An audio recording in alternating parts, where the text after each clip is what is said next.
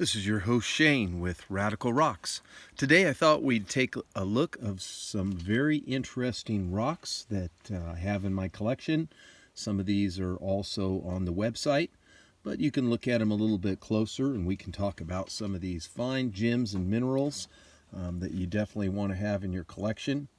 This one you can see is a nice piece of iron pyrite. The crystal structures are reflecting some of the light here. I don't have the absolute best light, but fool's gold here, iron pyrite from Peru. You can see that it's a very heavy sulfite iron ore. Sometimes iron pyrite has actually up to 35% gold in it. We're selling these on the website, radicalrocks.com. You get a little card with these that certifying that they're authentic. A little bit of information there that you can add to your collection. Have that as a specimen.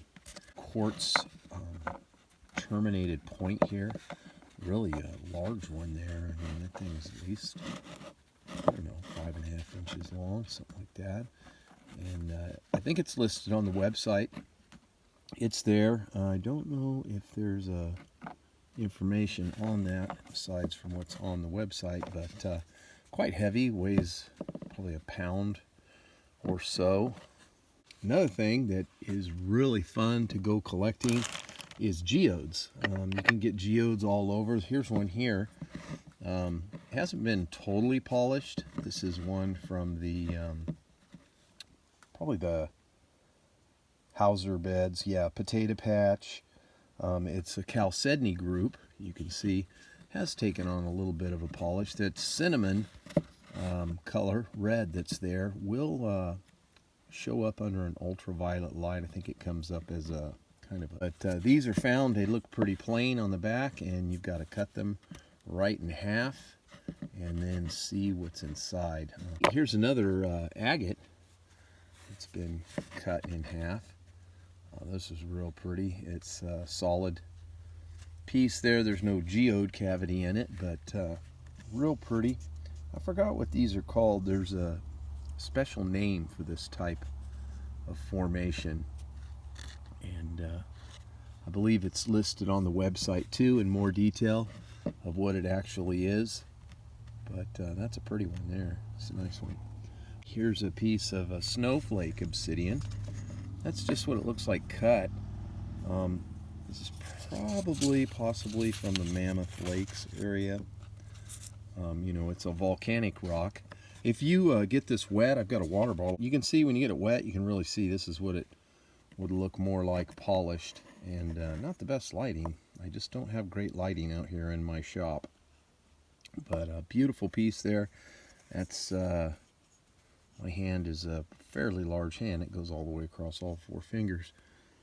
Here's a jasper that you can find on the website. I believe this is a Bruno jasper that getting rare all the time. Real pretty. See the designs on it. Looks kind of like a mountain range there. If you cut a little cab out right there, that would look really nice. Lots of possibilities on this one.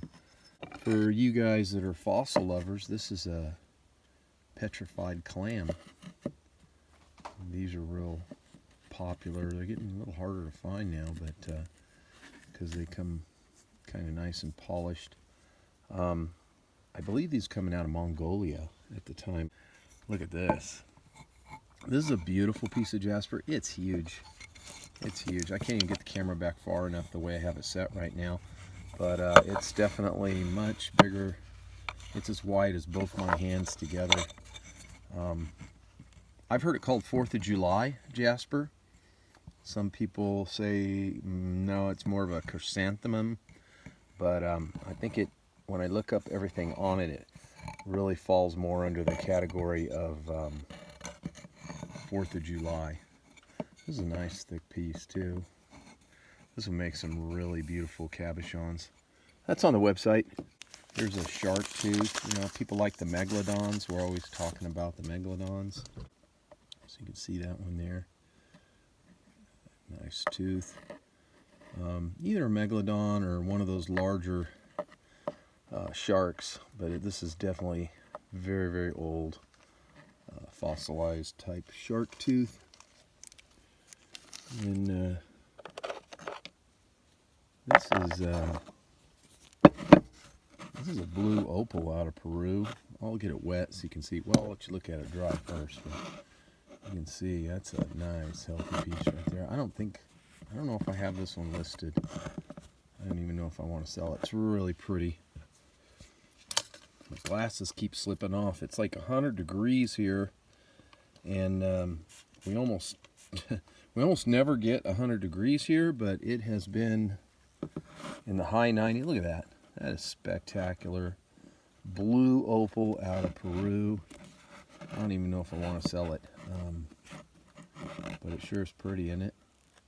If you want some of this, I could definitely get some more of it. Here's some nice turquoise from Icata Peak. This is not real thick, the turquoise itself, if you look at it. But I really like, I call this boulder turquoise. And I cut this out, or it could just be a specimen. I cut this out, and I would just make a cabochon of it just like that. Lepidolite, purple lepidolite. Does look like there's a little bit of scroll in there, or black tourmaline, whatever you want to call it. You can see the mica in there. This particular piece came out of the Ocean View mine. I actually got to mine that out of there, more or less. I wasn't in the cave or anything, but they let you dig through their piles and stuff, and I was able to locate this nice piece of lepidolite, tourmaline crystal there, or scroll. That's a nice piece. Now, if you like silver, this actually has real silver in it. This is a silver lace onyx. Comes out of the Calico area in California, right around the corner from it, and it is like a calcite onyx built up of layers of the black or silver. This is called dendritic pattern right here. Here's a nice piece of aragonite. I believe this one comes out of Mongolia. I believe that comes out of Mongolia. Here's a piece of, that's not wet, that's just polished. This is rhodonite. It comes from a mine that's been closed forever, the Sherry Ruby Mine in San Diego County, way out in the desert in the hills of Jacumba. Let me see, there might be a little bit of water on it. Let me dry it off here. Yeah, no, it's mostly polished. It's got a little bit of polish on it. So that side's not polished over there. But magnetite, kind of a magnesium-based ore there. There's a lot of nice chrysocolla that I have that comes out of Copper World. See, that one's even got some blue azurite in it. Once I get them wet, you'll really be able to see that stand out a little bit. The color shows up a little better, of course. More like what it would be. Some of these could use some stabilizing. They are kind of coarse. This one probably could. I always stabilize it after it's cut, so that could be something you judge after you cut it. Look at that one's got some really cool dendrites and designs in it. A lot of blue, a lot of azurite in there, as well as the malachite. Nice copper ore that you can find out those ways. Slice of an agate here. Looked like it tried to be a little tiny bit of a geode right there. A little bit of a cavity there. And you've got the layering there. And some of the layering, if you look, it's very straight right on the bottom one, and then as it goes down it angles. So you've got a little bit of what they call a tilt layering, which means either the ground or something, as these layers here formed, at some point the ground kinked just a little bit, because I kind of took a ruler to that, and there's a slight bit of a dip on it.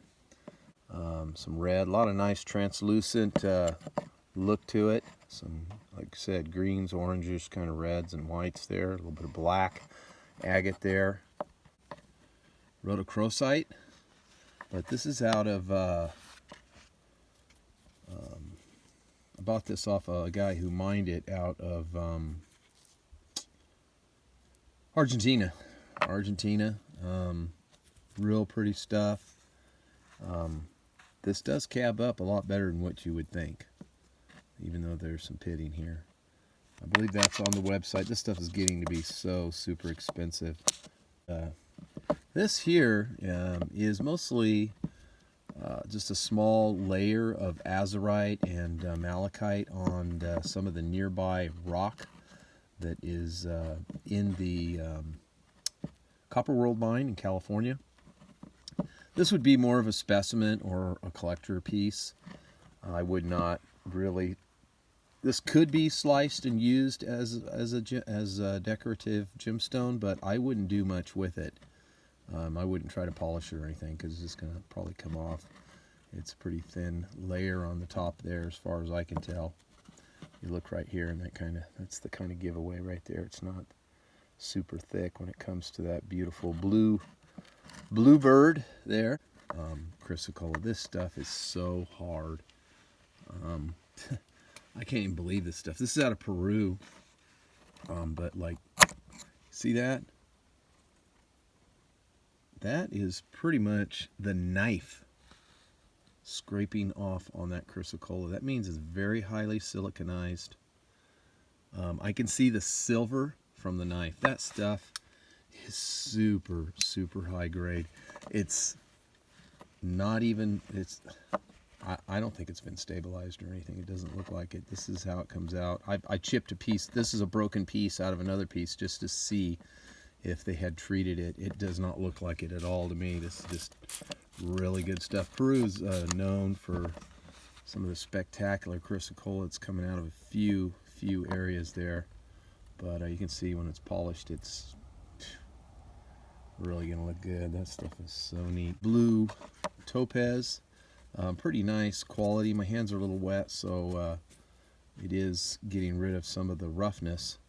And you can see that it really would reflect some nice light on there. These are on the website. I've got a small catch of these. Is like celestite, selenite, because they thought it came from the heavens. This is a nice crystal sample. This too is out of Peru. I know a guy that actually mines it out of there. Fire agate that my grandfather got out of New Mexico, no doubt. I think that's on the website. You got reds, greens, blues, golds, orange, yellow, every color there. That's just a really cool piece, really high quality. This piece of Icatepec turquoise is definitely could be used to put in jewelry. It's a little weathered from just the weather, but even though it looks green, typically because this piece has just was out in the weather so long, typically, see that side is more blue. It does kind of oxidize a blue or a green after a long time, but yeah, nice piece there. I believe that's on the website too. I can't remember if this is sugarlite or charolite, but this is out of Russia, and really hard stuff. I had a small block of it and have very little of this left. Tried to do a heart out of this. Extremely hard to do. These fibers don't always hold together really great when you try to do a heart. I did not use any hardener on these, but I don't know, depending on how intricate of a shape, I don't think you have to have it, but it might be good. Isn't that nice? Yeah, still got the wood bark on it. I still want to do a video on the pressure treatment, and I'm going to get doing that. I've just been trying to figure out a way to do it. It was so cold, now it's so hot. I should get around to doing it pretty soon. I'll get that out for you guys. A vacuum treatment technique, and I'll show you everything I have and how I do that and do a nice video on it. And with that, guys, please check out radicalrocks.com and scroll down to the bottom and join our social media and check out some of these rocks while you're there. Remember, rockhounds don't die, they petrify.